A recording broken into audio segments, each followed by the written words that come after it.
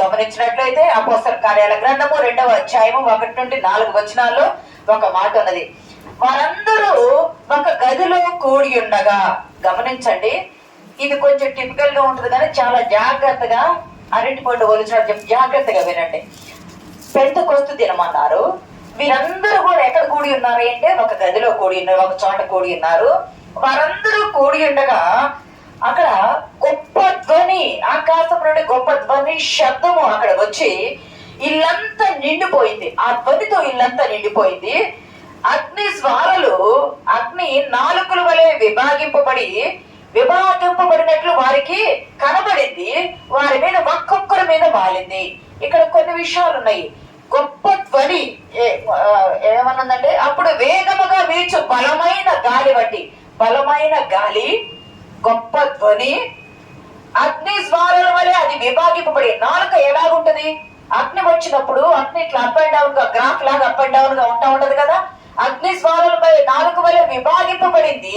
Different గా ఉంది, అంతా కలిసే ఉంది. గదంతా నిండింది.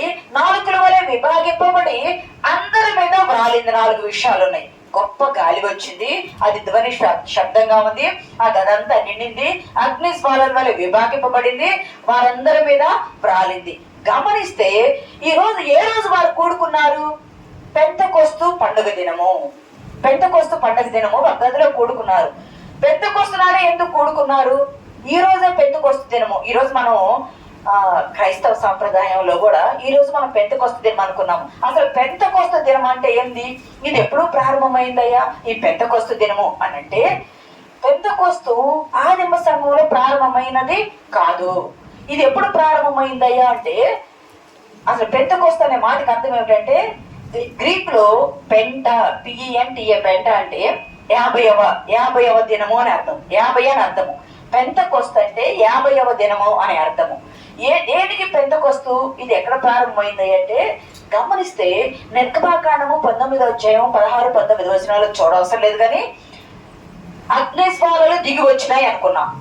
అగ్ని జ్వాలలు దిగి వచ్చినాయి అని అంటే, ఇప్పుడే పరిశుద్ధాత్మ వచ్చినప్పుడు అగ్ని జ్వాలలు భూమి మీదకి దిగి వచ్చినాయా అంటే కాదు. 19వ అధ్యాయంలో, నిర్గమాకాండం 19వ అధ్యాయంలో దేవుడు అబ్రహాము, ఇస్సాకు, యాకోబులను పిలిచి మోషే ఎక్కడ ఉన్నాడు? మిద్యానులో ఉన్నాడు. హోరేబు పర్వతం దగ్గర గొర్రెలను మేపుతూ ఉన్నాడు. పిలిచి అక్కడ పొద మండుచు ఉంటే వెళితే అక్కడ పిలిచి, నువ్వు ఇది పరిశుద్ధ స్థలము, నీ చెప్పులు విడువమని చెప్పి, ప్రభు అంటాడు, నేను నిన్ను పిలిచానయ్యా, నీ పితరులు నన్ను ఎరిగారయ్యా, నీ పితరులు నేను పిలుచుకున్నా, వారితో నేను ప్రమాణం చేశా. అసలు లేఖనాలు ఇవన్నీ చెప్తే చాలా అవుతాయి కదా డిఫరెన్స్లు. మీ పితరులకి నేను ప్రమాణం చేశా. ఏమని? మిమ్మల్ని వాగ్దాన దేశం చేరుస్తానని, మిమ్మల్ని గొప్ప జనముగా చేస్తానని మీతో ప్రమాణం చేశా. వారి తరపున నేను ఎన్నుకుంటున్నా. నువ్వు మిద్యాను నుండి ఎక్కడికి వెళ్ళాలా? ఐగుప్తుకు వెళ్ళాలా. అక్కడికి వెళ్ళి నా ప్రజలు, అబ్రహాముతో నేను ప్రమాణం చేసిన నా ప్రజలను నువ్వు తోడుకొని తీసుకురావాలి. నా ప్రజలను తోడుకొని తీసుకురావాలా. నువ్వు వెళ్ళంటే అక్కడ చాలా సంభాషణ జరిగింది, చాలా ముచ్చటించుకున్నారు. దేవుడు అన్నాడు, నీవు వెళ్ళి మోషే యాకోబు సంతతితో, యాకోబు ఇజ్రాయేలు సంతతితో నువ్వు ముచ్చటించయ్యా. నువ్వు వారితో ముచ్చటించమని దేవుడు చెప్తున్నాడు. అంటే మాట్లాడు, వాళ్ళని నడిపించు అంటే. సరే, దేవుని మాట ప్రకారం మోషే ఐగుప్తుకి వెళ్ళాడు. చాలా శ్రమలు, దగ్గర 6 నెలల కాలం పట్టింది అంటారు పండితుల అభిప్రాయం ప్రకారం. ఆ తెగుళ్ళన్నీ కాలానుగుణంగా వచ్చి చాలా కాలం పట్టింది. వాళ్ళు బయలుదేరి వచ్చారు. మొదటి నెల 14వ దినము పస్కా చేస్తారు కదా. మొదటి నెల 14వ దినము బయలుదేరి పస్కా విందు చేసుకుని వాళ్ళు బయలుదేరి వచ్చారు. అంటే విందు చేసుకున్న ఆ రాత్రికాల సమయంలో ఆ తెల్లవారు బయలుదేరి వచ్చేసారు విందు అయిపోగానే. ప్రియ సంగమా, బయలుదేరి వచ్చిన సేనాయి ఎక్కడ దాకా వచ్చారు? బయలుదేరి చేసుకుంటే సేనాయి కొండ దాకా వచ్చారు. సేనాయి కొండ దగ్గరికి వచ్చినప్పుడు దేవుడు చెప్తాడు, మోషే నీవు వీళ్ళందరినీ పరిశుద్ధంగా ఉండమని చెప్పు. ప్రజలందరినీ శుద్ధిగా ఉండాలి. వాళ్ళు పరిశుద్ధపరచుకోవాలి. ఎందుకంటే నేను పరిశుద్ధులు కనుక మీరు పరిశుద్ధులే ఉండాలి. శుద్ధీకరించుకోవాలా. శుద్ధీకరించుకొని 3వ దినము నేను మీతో మాట్లాడుతూ నువ్వేం చేయాలా? సీనాయి కొండ ఎక్కిరా. సీనాయి కొండ ఎక్కిరా అంటే ఆ రోజు దేవుడు వీళ్ళందరినీ, ప్రభు మోషే వీళ్ళందరినీ సిద్ధపాటు చేసి మీరు శుద్ధిగా ఉండాలి. 3 దినముల పాటు మీరు చాలా శుద్ధిగా ఉండాలి. ఏ అంటు కూడా మీలో ఉండకూడదు, ఎందుకంటే మరణానికి పాత్రలు అవుతారు, జాగ్రత్త అని చెప్పి వాళ్ళందరినీ కొండ దగ్గర ఎవరు తాకకూడదు, ఎందుకంటే దేవుడు దిగి వస్తాడు. ఎవరు తాకినా, జంతువైన మనిషి అయిన తాకినా దేవునికి అశుద్ధమైందని కాదు దేవుని ఉద్దేశము. ప్రియ సంగమా, అక్కడ వాడు మానేస్తారని, అది అగ్నిమయమై ఉంటది కదా, మానేస్తారని మీరు ఎవరు కూడా తాకూడదు అన్నారు. దేవుడు ఏం చేశాడంటే 3వ దినము మోషే కొండ ఎక్కెళ్ళాడు. ప్రియ సంగమా, మీకు ఒక హిస్టరీయే కానీ ఒక కథలాగా చెప్తా, సంఘటన లాగా. కొండ ఎక్కెళ్ళాడు మోషే కొండ ఎక్కి 40 పగళ్ళు 40 రాత్రులు అక్కడ ఉంటాడు. ఇప్పుడు చదవండి 19వ అధ్యాయము 14 గట్టిగా చదవాలి.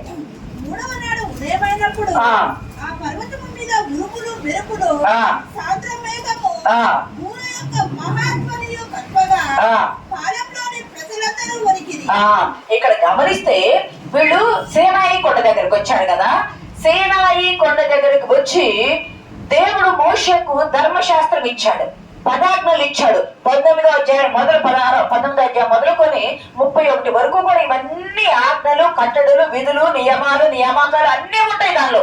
ఇవన్నీ మోషేకు చెప్తే 40 దివారాత్రులు అయిపోయింది. అయితే దేవుడు సీనాయి కొండ మీదకి దిగి వచ్చినప్పుడు అక్కడ ఉరుములు వచ్చినాయి, మెరుపులు వచ్చినాయి, మేఘం వచ్చింది, కొలిమి ధూమముతో కూడినట్లు వచ్చేసింది. అంత మాత్రమే కాదు, అగ్ని దిగి వచ్చింది. జ్ఞాపకం పెట్టుకోవాలా, అగ్ని అక్కడ దిగి వచ్చింది. నేను మన అచీవ్మెంట్ ఒక డాక్యుమెంటరీ, అంతకుముందు ఒక డాక్యుమెంటరీ చూసినప్పుడు ఆ డాక్యుమెంటరీలో సీనాయి కొండపైకి ప్రభువు దిగి వచ్చిన బెనెత్ సీనాయి మౌంటైన్ ఉంటది. అది చూసినప్పుడు ప్రియ సంగమా, దేవుని బిడ్డలారా, చుట్టుపక్కల కొండలన్నీ బాగున్నాయి. అక్కడ ఇవి సైంటిస్టులు, భూగోళ పరిశోధన చేసే వాళ్ళు ఉంటారు కదా, పురావస్తు వాళ్ళు ఉంటారు కదా. మోషే ఎక్కడైతే 2 రాళ్ల మధ్య నీవు దాగి ఉన్న మోషే అని దేవుడు చెప్పాడు కదా, ఈసారి మీకు నేను ఫోటో తీస్తాను. అది ఆ 2 రాళ్ల మధ్య 2 రాళ్ళు ఇలా నిలవబడి ఉంటే ఈ మధ్య దాగి ఉన్న ఆ స్థలము గుర్తించారు. అన్ని పర్వతాలు బాగున్నాయి. సేనాయి పర్వతం మీద దేవుడు దిగి వచ్చిన ఆ మౌంట్ మీద, ఆ కొండ మీద, పర్వతం మీద అంతా కొండరాయి ఎలా ఉందంటే నల్లగా మాడిపోయినట్టు, కార్బన్ ఉన్నట్టు మాడిపోయినట్టు ఉంది. ఎందుకు ఇంత నల్లగా ఉంది అంటే అగ్ని దిగి వచ్చింది. మన దేవుడు ఏ దేవుడు దహించు అగ్ని కదా, దేవుడు అగ్ని అక్కడికి దిగి వచ్చింది. దిగి వచ్చి మోషేతో మాట్లాడి దేవుడు తన వ్రేలితో, జ్ఞాపకం పెట్టుకోవాలా, తన వ్రేలితో పదాజ్ఞలు రాశాడని లేఖన భాగాల్లో ఉంది. గమనించండి, దేని మీద రాశాడు? రాతి మీద, ఆ కొండ మీద చెక్కబడిన రాతి మీద మోషే చెక్కల, దేవుడే రాతి మీద తన వ్రేలితో, ఉరుములు మెరుపులతో, అగ్ని వంటి తన వ్రేలితో ఆయన రాసి పదాజ్ఞలు ఇచ్చాడు. మోషేకు 10 ఆజ్ఞలు ఇచ్చిన రోజు 50వ రోజు. చప్పట్లు దేవుని నామాన్ని కనపరుద్దాం. దేవుడు మోషేకు 10 ఆజ్ఞలు, ధర్మశాస్త్రం ఇచ్చాడు కదా. ఏ రోజు? ఆ రోజు అంటే 50వ రోజు. అది ఎప్పుడు ప్రారంభమైంది? పస్కా పండుగ చేసుకొని, ఐగుప్తు దేశంలో పస్కా పండుగ చేసుకున్నారు కదా వాళ్ళు. గొర్రె పిల్లను వధించి రక్తము ఇస్సోపుతో ద్వారబంధములకు రాసి బయలుదేరి వచ్చారు కదా. అంటే పస్కా పండుగ నుండి ధర్మశాస్త్రము వారి చేతికి అందిన రోజు 50వ రోజు. దేవుని నామానికి మహిమ కలుగును గాక. దాన్ని ఏమంటారంటే పస్కా పండుగ. తర్వాత 14 నుండి 21 దాకా 14వ తారీఖు పస్కా పండుగ, 15 నుండి 21 దాకా పులియని రొట్టెల పండుగ. రొట్టె గాని పులిసింది గాని ఏది ఉండకూడదు, పులియని రొట్టె పండుగ. 50వ రోజు పెంతెకొస్తు దినం అంటారు. దాన్ని ఏమంటారంటే వారముల పండుగ. వారముల పండుగ అంటే వాళ్ళు ఊళ్ళోకి వచ్చిన తర్వాత చేసుకున్నారు. పంటలు వేస్తారు, పంటలు కోతకొచ్చి మొదటి పని తీసుకొచ్చి అల్లాడిస్తూ ఉంటారు దేవుని మందిరానికి కదా. ఆ వారముల పండుగ 49 రోజు అయిపోయి పెంతెకొస్తు దినము కలుపుకుంటే 50వ రోజు. మీకు అర్థమైందా? పెంతెకొస్తు అంటే యూదులు, మనం ఏ ఆలోచన చేసినా మన ఆలోచన ప్రకారం చేయకూడదు, యూదుల ఆలోచన ప్రకారం, దేవుడిచ్చిన ఆజ్ఞ ప్రకారం చేయాల. ఐగుప్తులో పస్కా పండుగ చేసుకుని బయలుదేరి సీనాయి కొండ దగ్గరకు రాగా, సీనాయి కొండ మీద 10 ఆజ్ఞలు దేవుడు మోషే చేతికి ఇచ్చిన రోజు వారముల పండుగ రోజు. ఆ రోజు పెంతెకొస్తు దినము, ఆ రోజు 50వ దినము.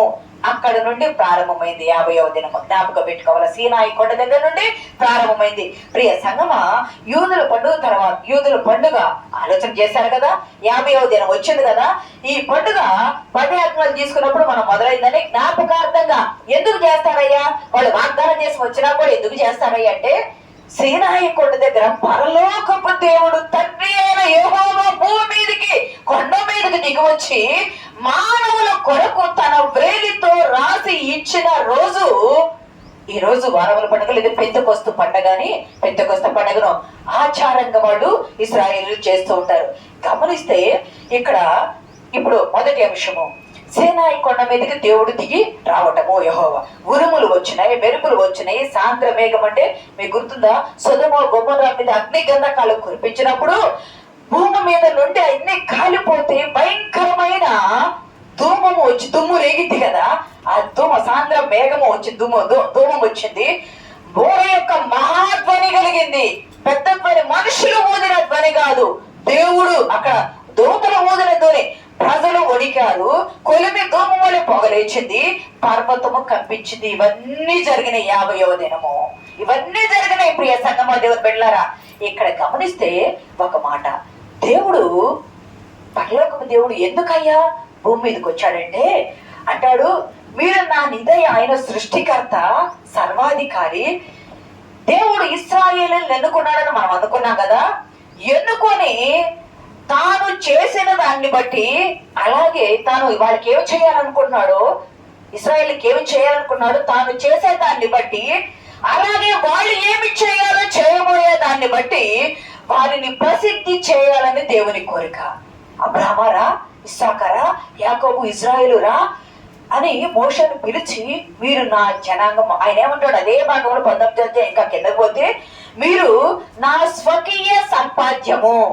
మీరు నా స్వకీయ సంపాద్యం అంటే నేను మిమ్మల్ని భూమి మీద సంపాదించుకున్నా. కోటాను కోట్లు ప్రజలు ఉన్నారు కదా, వారందరినీ విడిచి మిమ్మల్ని వేలు పెట్టి పేరు పెట్టి, నీవు నా సొత్తు, నా స్వాస్థ్యం అని నేను మిమ్మల్ని సంపాదించుకున్నా. ఒక మాట అర్థం తెలుసుకోవాలంటే, మీరు నా నిధి. మనం దేవుడిని ఏమంటే, అయ్యా నీ నిధిని తెచ్చి మాకు సహాయం చేయంటాము. కానీ దేవుడు అన్నాడు, భూమి మీద ఇశ్రాయేలీయులు ఎవరయ్యంటే దేవుని నిధి అంట. ఆ నిధిలో ఏముంది? బంగారం ఉందా, వెన్నుందా, ఇనుముందా, ఇత్తడుందా, లేదా డైమండ్స్ ఉన్నాయా? కాదు. ఆ నిధిలో ఏముందంటే దేవుని నామం ఉంది, దేవుని ఆత్మ ఉన్నది. ఆ నిధి, మీరు నా శ్వాసమయ్యా, నేను మీ దగ్గర ఆత్మగా ఉంటానని శ్వాసంగా చేసుకున్నాడు. ప్రియ సంగమా, అక్కడ గమనించినట్లయితే ప్రభువు తండ్రి తన వ్రేలితో రాశాడు. మీకు ఇక్కడ ఒక చిన్న అర్థం అవుతుందని చెప్తా. ఇట్లా చూస్తే ఒక వేలే గమనిస్తే, ఇప్పుడు మనం ఇట్లా అంటాము 5 వేళ్ళు అంటాము, కానీ వేలను చూపించినప్పుడు, అంగుళాలు చూపించినప్పుడు 3 అంగుళాలు, 3 ఇంచెస్ అంటాము గమనిస్తే. అలాగే మనిషిని తీసుకుంటే, ఎప్పుడైనా ఎవరికైనా యాక్సిడెంట్ అయిన మనిషి ఉన్నాడు, మనిషికి యాక్సిడెంట్ అయ్యి లేదా ఏదైనా ఇదైపోయి రక్తం పోయిందనుకో, రక్తం అంతా పోయిందనుకో, మనిషి బ్రతికే ఉన్నాడు, రక్తం పోయింది గ్యారంటీ లేదంట. రక్తం అంతా పోయింది, గ్యారంటీ లేదు బ్రతుకుతాడో లేదంటాము. శరీరం ఉన్నది మనకు, శరీరంలో రక్తం ఉంటది, రక్తములో ప్రాణం ఉంటది. రక్తము పోతే ప్రాణము. పాత నిబంధన అంతా రక్త బలి ఉన్నది, జ్ఞాపకం చేసుకున్నారా? పాత నిబంధన అంతా రక్త బలి, అది ప్రాణము. మీ రక్తము తినవద్దు, ఎందుకంటే అది ప్రాణము, దాన్ని భూమి మీద మాత్రమే పోయాల. గమనిస్తే శరీరం ఉన్నది, రక్తము, ప్రాణము ఉన్నది, ఆత్మ ఉన్నది. దేవుడు ఆదామును మట్టితో బొమ్మను చేశాడు కదా, అన్ని అవయవ నిర్మాణం చేసి బొమ్మను చేస్తే ఆదాము కదిలాడా? కదల్లా. దేవుడు ఏం చేశాడు? తనలో ఉన్న జీవవాయువు అంటే ఊపిరిని, శ్వాసను, ఆత్మను ఏమన్నారు అంటే పాత నిబంధన కాలంలో జీవవాయువు లేదా ఆత్మ శ్వాస అన్నారు. నాసికుల ముక్కులో ఆయన వాయువును, గాలిని ఊదగా నరుడు జీవాత్మయ్యాడు. మనిషి, చనిపోయిన మనిషి దగ్గరికి వెళ్తే దేహము కదలదు, ప్రాణము, రక్తము సరఫరా ఉండదు, బిగుసుకుపోతారు రక్త సరఫరా లేకపోతే. చూసిన వాడు చనిపోయేటట్టున్నాడంటే జీవుడు వెళ్ళిపోయాడని నానుడి అంటాడు. అతను జీవుడు లేడు, జీవుడు వెళ్ళిపోయాడు. ఒక మనిషిలోనే శరీరము, ఒక మనిషిలోనే ప్రాణము, ఒక మనిషిలోనే జీవము అంటే ఆత్మ ఎలాగో ఉన్నదో అలాగే తండ్రి, కుమార, పరిశుద్ధాత్మ 3 కలిపి ఒక్కరిగా ఉన్నారు. దేవుని నామానికి మహిమ కలుగునుగాక. చప్పట్లు కొట్టి దేవుని నామాన్ని గణపడతాం. దేవుడు పాత నిబంధన కాలంలో దేవుడు ఎలా ఉంటాడో మనకు తెలుసా? తెలీదు. దేవుడు వినిపించాడు, కనిపించలేదు. మోషే, నువ్వు నన్ను చూస్తే బ్రతకలేవు, ఈ రాళ్ళ మధ్య జాగుండు, నేను దాటి పెడితే నా వెనక నువ్వు చూస్తావు అన్నాడు. ఆయన దహించు అగ్ని అన్నాడు, ఆయన వెలుగు అన్నాడు. వెలుగును మనము చూడలేము. కాబట్టి ఇశ్రాయేలు, నువ్వు నా సొత్తయ్యా, నువ్వు నా నిదయ్యా పిలుచుకొని వాళ్ళని తీసుకొచ్చి దేవుడు ఏం చేశాడంటే వాళ్ళను కాపాడాడు, వాళ్ళని నడిపించాడు, వాళ్ళని విడిపించాడు, వాళ్ళని గద్దరెక్కల మీద మోసాడు, వాళ్ళ వాగ్దానం తీసుకొచ్చాడు, వాగ్దాన దేశంలో వాళ్ళని దింపాడు, వాగ్దాన దేశంలో వారిని స్థిరపరిచాడు. స్థిరపరచడమే కాదు, మిమ్మును నేను మీరేం చేయాలంటే నా బిడ్డలుగా ఉండాలి. ఆయన కోరిక ఏంటంటే మీరు బాగా ప్రసిద్ధి చెందాలి అని కోరికతో వారిని అక్కడ స్థిరపరిచాడు. ఈ రోజు ఇజ్రాయేల్ దేశం ఉంది, ఇజ్రాయేల్ ఉన్నారు కదా, స్థిరపరిచాడు. ప్రియ సంగమా, దేవుని బిడ్డలారా, ఆ దేవుడు ఆ 50వ రోజు తన వ్రేలితో పలకలు రాసి మోషే చేతికిచ్చాడు. గమనించండి, గొప్ప దేవుడు. ఆయన తాకలేము, ఆయన చూడలేము, ఆయన ముట్టుకొనలేము. ఆయన చేస్తే మనం మరణిస్తాము. ఆయన అగ్ని అన్నాడు. ఆయన వేడికి సూర్యుని వేడి దగ్గరికి వెళ్తేనే కరిగిపోతాం, మాడి బస్ అయిపోతా ఉంటాం. మరి కోటి సూర్య తేజస్సులు కంటే వెలుగులు కలిగిన ఆ దేవుడు, అగ్నిమయమైన దేవుని దగ్గర మనం తాకగలమా? చూడగలమా? మన కన్నుల ప్రకాశం చూడగలిగిందా? చూడలేము. ప్రియ సంగమా, దేవుని బిడ్డలారా, అటువంటి దేవుడు మోషేకు పలకలను ఇచ్చి మీరు దీని ప్రకారం నడవండి అంటే 40 రోజులు అయ్యేటప్పుడు కింద వీళ్ళు పాపములో పడిపోయి ఉన్నారు. మోషే ఏమయ్యాడో మాకు తెలియదయ్యని దూడం చేసుకుని, బంగారు దూడం చేసుకుని విగ్రహారాధన చేస్తా ఉంటే, ప్రియ సంగమా, దేవుని బిడ్డలారా, నువ్వు వెళ్ళు మోషే. వాళ్ళు మెడవంచని జనాంగము, మాట వినేవారు కాదు. ఎన్ని అద్భుతాలు చేసి వాళ్ళని నడిపిస్తే 50 రోజులు అయ్యి కాకముందు వాళ్ళు ఈ విధంగా అయిపోతున్నారు. నీ వెళ్ళు మోషే అని చెప్పి మోషేనిచ్చి పంపించాడు. పెంతెకొస్తు అంటే పస్కా పండుగ జరిగిన 50వ రోజు వచ్చేదే పెంతెకొస్తు పండుగ. యూదుల సాంప్రదాయంలో దేవుడు వ్రేలితో 10 ఆజ్ఞలు రాసిచ్చాడు. రెండవ దానికి వెళ్దాం, చూడండి. 1 తిమోతి పత్రిక 1వ అధ్యాయం 15. పాపులను రక్షించుటకు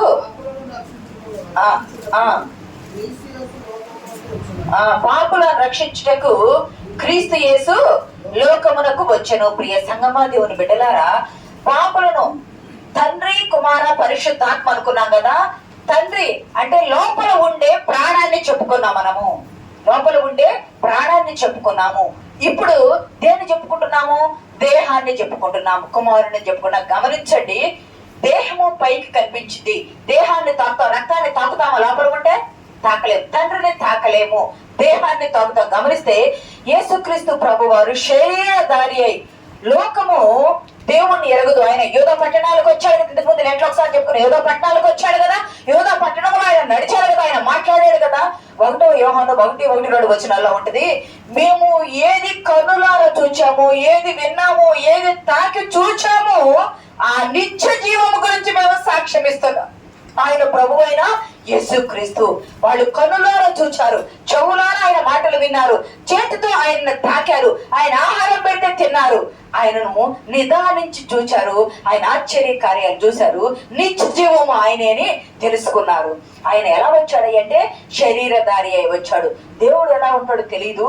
అందరికి దేవుళ్ళు దేవతలు ఉన్నారని, చెట్టు కింద పుట్ట కింద ప్రతి పచ్చడి చెట్టు కింద వీళ్ళు విగ్రహాలను చేస్తున్నారని దేవుడు ఏం చేశాడంటే, పాపం పెరిగిపోయింది, పాపులను రక్షించాలని తన కుమారుడిని ఇష్టపూర్తిగా ఈ లోకానికి పంపించాడు. కుమారుడు వచ్చాడు, శరీరధారి అయి 33.5 సంవత్సరాలు ఆయన జీవించాడని మనం చెప్పుకున్నాం. ప్రియ సంగమా, కుమారుడు పుట్టికి పరిశుద్ధాత్మ శక్తి నిన్ను కమ్ముకొనును అని మత్తయి సువార్తలో ఉంది కదా, పరిశుద్ధాత్మ లూకా సువార్తలో కూడా ఉంది కదా. పరిశుద్ధాత్మ శక్తితో ఆయన ఈ లోకానికి వచ్చాడు, ఆత్మ పూర్ణుడై వచ్చాడు. బాప్తిసం తీసుకున్నప్పుడు ఆత్మ ఆయన మీదికి దిగి వచ్చింది. ఆత్మ పూర్ణుడై అరణ్యములోనే కొనిపోబడ్డాడు. ఆత్మ చేత నడిపింపబడి అద్భుత కార్యాలు చేశాడు. ఆత్మ ఆయన బలపరిచి శిలువ మరణం పొందడానికి నడిపించింది. బలపరచబడి ఆత్మతో, ఆత్మ లేదా, ఆత్మ ఇప్పుడే వచ్చిందంటే కాదు, జలములపై ఆత్మ అల్లాడుచుండెను. గుర్తుందా? సౌలు ఆత్మ వచ్చి ప్రకటించాడు, ప్రవక్తలతో కూడా. సౌలు రాజు ప్రకటించాడు, దావీదు కూడా ఆత్మ బలముగా వచ్చినప్పుడు సింహాన్ని కూడా చీల్చివేశాడు. సంసోను న్యాయాధిపతుల మీద కూడా ఆత్మ వచ్చింది. బలమైన గాలి ఇచ్చినట్టు ఆత్మరాక సంసోను సింహాన్ని చీల్చివేశాడు. అట్లా న్యాయాధిపతులతో కొంతమంది ప్రవక్తలతో ఆత్మ నడిపింపు వచ్చి అద్భుత కార్యాలు జరుగుతున్నాయి. అంటే తండ్రి కుమార పరిశుద్ధాత్మ ఏకం కలిగి ఉన్నారు కాబట్టి అప్పుడప్పుడు ఆత్మ వచ్చిపోతా ఉంది. పాత నిబంధనలో తండ్రి అయిన దేవుడు తన మాటలను వినిపిస్తూ వచ్చాడు. కానీ మేము దేవుణ్ణి చూడాలి. అందరూ కన్నులార విగ్రహాలు చేసుకొని చూస్తున్నారంటే దేవుడే కుమారుడు ఈ లోకానికి దిగి వచ్చాడు, యేసుక్రీస్తుగా వచ్చాడు. ప్రియ సంగమా, యేసుక్రీస్తు ఆయన 14వ అధ్యాయం చూడండి. ఆయన చనిపోయాడు, ఆయన వచ్చాడు, చనిపోయాడు, సమాధి చేయబడ్డాడు, తిరిగి 3వ దినము లేచాడు. 40 రోజులు మొన్నటి వరకు 10 రోజుల కిందటి వరకు ఏమని అంటే 40 రోజులు ప్రత్యక్షతల దినములు. ప్రత్యక్షత 40 రోజులు అనేక మందికి 500 మందికి పైగా ఉన్న చోట అనేకులకు కనిపించాడు. ఆయన 40వ దినం ఆయన ఏమంటాడంటే, నేను 40 దినాలు కనిపించాడు కదా, ఒలీవ కొండ మీద తీసుకెళ్లి శిష్యుల్ని, నేను వెళ్ళిపోతున్నా, నువ్వు ఎక్కడికి వెళ్తున్నావయ్యా అని 14వ అధ్యాయంలో అక్కడ 18 నువ్వు ఎక్కడికి వెళ్తున్నావయ్యా అంటే, నేను ఎక్కడి నుండి వచ్చానో నేను అక్కడికి తండ్రి ఎందుకు నేను వెళ్తున్నా, నేను వెళ్ళి మీకు స్థలాలు సిద్ధపరచాలి కదా, అక్కడ నేను మీకు ఇల్లు నిర్మించాలి కదా, నేను వెళ్తున్నానంటే, అయ్యా నువ్వు వెళ్ళిపోతే ఎట్లా, నిన్ను నమ్ముకొని ఉన్నావు, నువ్వు వెళ్ళిపోతే మాకు ఎట్లాగా అంటే, నేను మిమ్మల్ని గట్టిగా చదవనమ్మా మాట.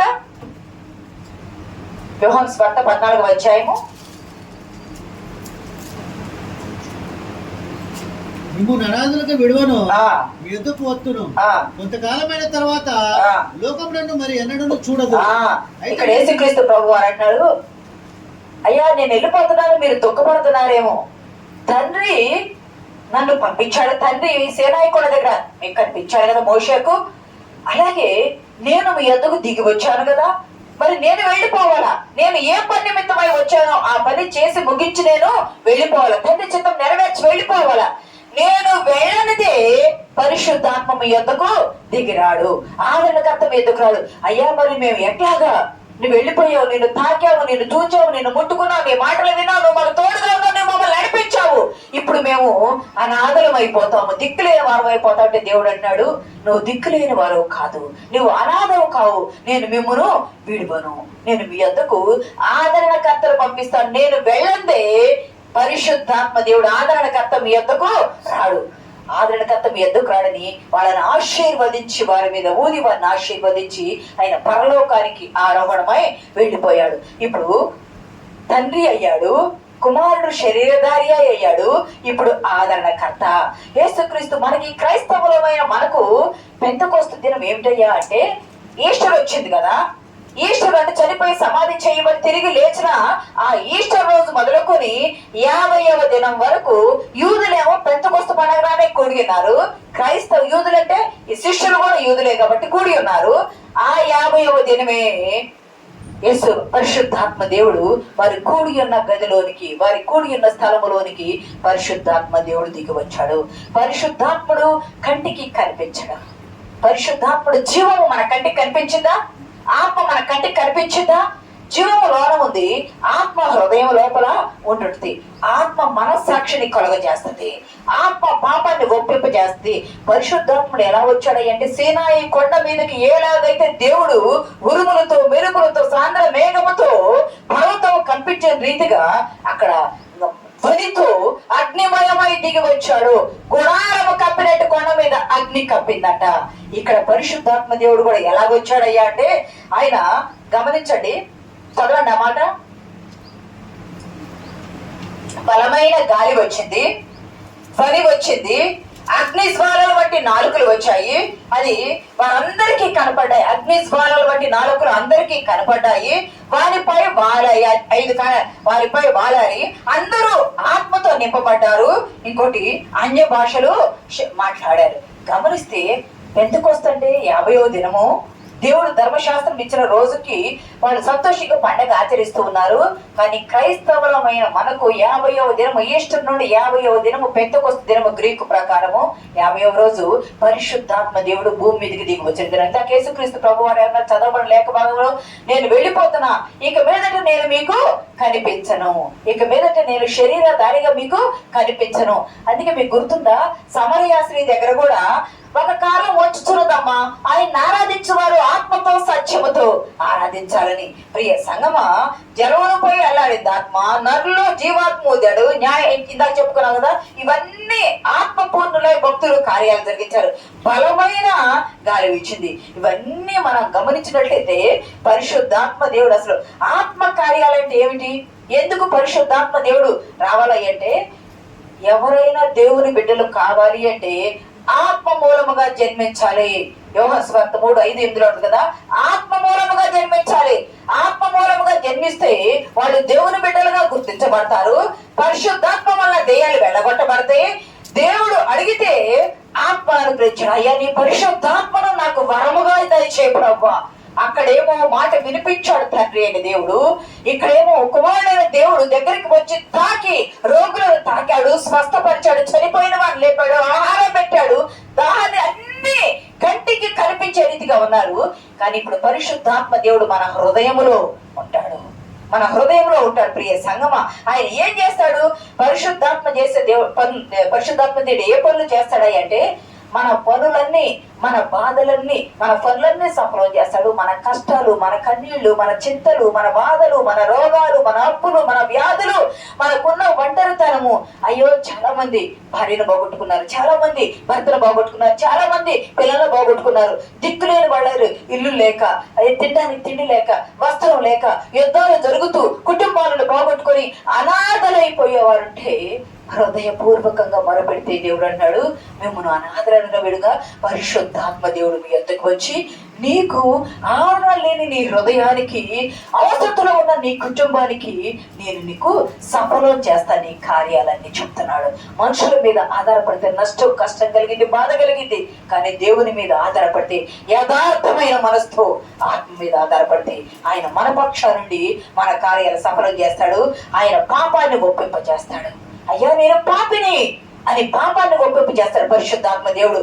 నీతిని ఒప్పింపజేస్తాడు, నీతిగా బ్రతకడం నేర్పిస్తాడు. అంతేకాదు న్యాయమైన తీర్పు లోకానికి, న్యాయమైన తీర్పు తీర్చుట అనేది లోకానికి నేర్పిస్తాడు. అంతేకాదు తండ్రి, కుమారుడు, పరిశుద్ధాత్మ, అది యేసుక్రీస్తు ప్రభువు అంటాడు, తండ్రి నన్ను పంపిస్తే నేను వచ్చాను, నేనేమి చేస్తున్నానో ఆత్మ నాలో ఉండి నడిపిస్తున్నాడని చాలా చోట్ల ప్రభు వారు అన్నారు. ఆత్మపూర్లు అంటే తండ్రి, కుమార, పరిశుద్ధాత్మ కలిసి ఉన్నారని ఇక్కడ చాలా సార్లు చెప్పారు. అంతేకాదు మత్తయి 28:19 అంటాడు, తండ్రి, కుమార, పరిశుద్ధాత్మ నామములో బాప్తిసం ఇయ్యండి, యేసు నామంలో కాదు. తండ్రి, కుమార, పరిశుద్ధాత్మ నామములో బాప్తిసం ఇచ్చేటప్పుడు మీరు బాప్తిసం ఇవ్వాలా. అంతేకాదు మీరు ఇక్కడ చిన్న ఒక మాట జ్ఞాపకం పెట్టుకోవాలా. తండ్రి అయిన దేవుడు అయిపోవచ్చింది. తండ్రి అయిన దేవుడు సేనాయి కొండపై దిగొచ్చినప్పుడు రాతి మీద తన వ్రేలితో 10 ఆజ్ఞలు రాశాడని మనం చెప్పుకున్నాం, శాసనం కదా, 10 ఆజ్ఞలు రాశాడు. మోషే కిందకి రాగానే వాళ్ళు విగ్రహాలు పెట్టుకొని పాపం చేస్తా ఉంటే మోషే కోపము తట్టుకోలేకపోయాడు. 40 దివారాత్రులు అజ్ఞేయ దేవుడితో ఉండి నేను ఆయన మాటలు విని, ఆయన చెప్పినంత విని ఆయన రాసిస్తే తీసుకుని వస్తే మీరు పాపం చేస్తారు, విగ్రహారాధన చేస్తారంటే కోపం వచ్చి దేవుడు రాసి ఇచ్చిన పలకలను పగలగొట్టేశాడు కోపంతో. అయితే దేవుడు మళ్ళా చెప్తాడు, మోషే అక్కడ చాలా మంది తెగులు వచ్చి చనిపోతారు. అయితే దేవుడు చెప్తాడు, మోషే మళ్ళా రాతి పలకలు చెక్కుకొని తీసుకురా, నేను రాసిస్తానంటే రెండవసారి మోషే పలకలను చెక్కుకొని తీసుకొని వెళ్ళాడు. దేవుడు మళ్ళా రాసి ఇచ్చాడు. గమనించండి, దేవుడు రాసిన రాతితో రాసినవి అవి కింద పడితే పగిలిపోయినాయి, గుర్తు పెట్టుకోవాలి. యేసుక్రీస్తు ప్రభు వారు కూడా భూమి మీదకి శరీరధారి వచ్చినప్పుడు ఒక స్త్రీ పాపంలో పట్టబడింది, వ్యభిచారం చేస్తా ఉంటే ప్రభువుని వాళ్ళు ఏం చేస్తారంటే చిక్కుల్లో పెట్టాలని, ప్రభువా నువ్వు బోధకుడు కదా, నువ్వు రబ్బీవి కదా, నువ్వు పరిశుద్ధుడు కదా, ఈ స్త్రీ పాపం చేసింది, ఏమైనా రాళ్ళతో కొట్టి చంపాలని లేవి అఖండంలో ఉంది కదా, మరి ఏమి చేయాలయ్యా అన్నప్పుడు అక్కడ ప్రభు ఒక మాట అంటాడు, చూస్తారా? యోహాను సువార్త 8వ అధ్యాయము 6-8 వచనాలు చూడండి. ఆయన మీద నేరమోపులని ఆయన శోధించుచు ఇలాగున అడిగిరి. అయితే యేసు వంగి నేల మీద వేలుతో ఏమో వ్రాయిచుండెను. 6వ వచనము 8వ వచనంలో కూడా మరలా ఆయన వేలితో ఏమో వ్రాయిచుండెను. గమనించండి, తండ్రి అయిన దేవుడు రాతి మీద తన వ్రేలితో రాశాడు, కుమారుడైన ప్రభువు నేల మీద తన వ్రేలితో ఏమో రాయిచుండెను. గమనించండి, రాతి మీద రాసింది పగిలిపోయింది, నేల మీద రాసింది గాలి వస్తే ధూళి వస్తే అది కొట్టుకుపోవచ్చు. పాపంతో ఉన్న ఆ స్త్రీని చూసి రాళ్ళు వేసి కొట్టి చంపాలని రాళ్ళు తీసుకొని వచ్చిన ఆ జనాంగము ప్రభు వేలితో ఏమో రాస్తూ మీలో పాపములైన వాడు మొదట వారి మీద రాయి వేయండి అన్నప్పుడు ఏమి రాశాడో మనకు తెలియదు. కానీ వారందరూ రాళ్లు విడిచి ఆమె ఏమి చేయకుండా వెళ్ళిపోయారు. కొండ మీద రాసింది పగిలిపోయింది, నేల మీద రాసింది చెరిగిపోయింది. కానీ పరిశుద్ధాత్మ దేవుడు ఈ రోజుల్లో ఎక్కడ రాస్తాడా అంటే ఎఫెసీ 3:16 చూడండి ఒకసారి. శక్తి కలిగి ఆయన ఆత్మ వలన బలపరచబడినట్లుగాను క్రీస్తు మీ హృదయములలో విశ్వాసం ద్వారా నివసించున్నట్లుగాను. ఎక్కడ రాయాలి అంటే హృదయంలో రాయాలి. సామెతలు 7:3 కూడా ఉంటది, హృదయం అనే పలక మీద రాయాలి. ప్రియ సంగమా, దేవుని బిడ్డలారా, రాతి మీద రాసింది పగిలిపోయింది, నేల మీద రాసింది చెరిగిపోయింది. కానీ ఇప్పుడు పరిశుద్ధాత్మ దేవుడు దేవుడిని ఎరిగిన బిడ్డలకు ఎక్కడ రాస్తున్నాడు అంటే 7:3 ఉంటది. సామెతలు 7:3 పరిశుద్ధాత్మ దేవుడు ఈ రోజు జీవ గ్రంథాన్ని ఎక్కడ రాస్తున్నాడు అంటే నీ హృదయమును పలక మీద రాసుకోవాలా. నేల మీద రాసింది జరిగిపోతుంది, అగ్నితో రాసింది పగిలిపోతుంది. కానీ హృదయమును పలక మీద రాసుకుంటే ఆ వాక్యం ద్వారా నీవు పరిశుద్ధపరచబడతావు, వాక్యం ద్వారా నీవు బ్రతుకుతావు, వాక్యం ద్వారా నీవు నడిపించబడతావు. పరిశుద్ధాత్మ దేవుడు క్రీస్తు పేరిట వచ్చి, క్రీస్తు నామములు సత్య స్వరూపి అయిన ఆత్మ వచ్చి మన పనులన్నీ సఫలం చేసి మనకి కంటికి కనిపించడు కానీ హృదయాలు నింపబడి మన కార్యాలన్నీ మనకు తోడుగా ఉండి ఇమ్మాన్యులుగా అంతర్గతంగా మనకు తోడుగా ఉండి ఆత్మ నడిపింపుతో చేస్తాడు. ప్రియ సంగమా, ఈరోజు పరిశుద్ధాత్మ దిగిరావటం అంటే కంటికి కనిపించే ప్రభువు ఆరోహణం అయిపోయాడు. కంటికి కనిపించిన ఆత్మ దిగి వచ్చి ఈరోజు నీ నా హృదయాలలో అగ్ని జ్వాలల వలె అమ్మాయి మార్గంలో ఉన్నప్పుడు ప్రభు మాట్లాడుతూ ఉంటే శిష్యులు అంటాడు, ఆయన మనతో మాట్లాడుతూ ఉన్నప్పుడు మన హృదయంలో మండుచుండలేదా? మన హృదయంలో మండుచుండలేదు. ఈ రోజు పరిశుద్ధాత్మ అనే అగ్నితో నువ్వు నింపబడాలా. పరిశుద్ధాత్మ దేవుని యొక్క వాక్శక్తి, అన్య భాషలో మాట్లాడారు, అగ్ని జ్వాలతో నింపబడ్డాడు. ఆ రోజు మేఘం వచ్చి కొండ మీద గుడారం వలె దిగింది. ఈరోజు పరిశుద్ధాత్మ వచ్చి నాలుకల వలె విభాగిపోడి వారందరినీ మీద కుమ్మరించబడింది. వారు ఆత్మతో నింపబడ్డారు. నువ్వు నిజమైన విశ్వాసమైతే చెడును విడిచి పాపాన్ని ఒప్పుకొని నీతి న్యాయంగా నడిచి పరిశుద్ధంగా జీవిస్తూ ఉంటే ఈరోజు పరిశుద్ధాత్మ దేవుడు నీ మీద, నీ కుటుంబం మీద, నీ పిల్లల మీద, మన సంఘాల మీద మనల్ని, మన పనులన్నిటినీ బద్దలు చేసి మన జీవితాలు నింపుతారు. నువ్వు దేని గురించి దిగులు పడుతూ ఉన్నావు? నేను ఒంటరినయ్యాని, నా భర్త తన పని తాను చేసుకుంటూ ఉన్నాడు, నా పిల్లలు నాకు దూరంగా ఉన్నారు, నన్ను ఎవరు పట్టించుకోవటం లేదు అని నువ్వు కృంగిపోతున్నావేమో. నేను చేసే ఏ పని కూడా సఫలం కావటం లేదు, ఎంత చేసినా చిరిగిన సంచిలో పోసినట్టు కారిపోతూ ఉంది. అక్కర తీర్ట్లా, అప్పులు తీర్ట్లా, అవసరతలాగా ఉండిపోతున్నాయి. పిల్లల చదువు ఉంది, పిల్లల ఉద్యోగం ఉంది, పిల్లల వివాహం ఉంది, కట్టుకోవాల్సిన గృహాలు చేయవలసిన పనులు ఉన్నాయి. కానీ దేవుడు అంటున్నాడు, నువ్వు భయపడవద్దు. పరిశుద్ధాత్మ శక్తి నిన్ను తాకింది, నిన్ను నీ మీద కుమ్మరింపబడుతుంది, నిన్ను నింపిది, నీ కార్యాలు నీతో ఉండి నేను జరిగిస్తాను నీ ఆత్మ దేవుడు చెబుతున్నాడు. నువ్వు నమ్మినట్టయితే దేవుని విశ్వాసం ఉంచి దేని నిమిత్తం కృంగిపోక మనల్ని ఈ రోజు ఈ స్థితిలో ఉంచినందుకు దేవునికి స్తుతులు చెల్లిస్తూ, పరిశుద్ధాత్మదేవ నన్ను విడువక ఎడబాయక నాతో ఉండి నాలో ఉండి, ఆత్మ ఎక్కడ ఉన్నాడు ఇప్పుడు? బయట లేడు, నీలో ఉంటున్నాడు. ఆయనేమో విన్నాడు, కుమారుడు చూచారు, ఈయనేమో మనలో ఉండి మనల్ని నడిపిస్తూ ఉన్నాడు. ఆత్మ సాక్షికి వ్యతిరేకముగా ఏది చేయగా ఆత్మతో నింపబడి ముందుకు సాగిపోవడానికి పరిశుద్ధాత్మ దేవుడు సహాయం దయచేయను గాక. ఆమేన్.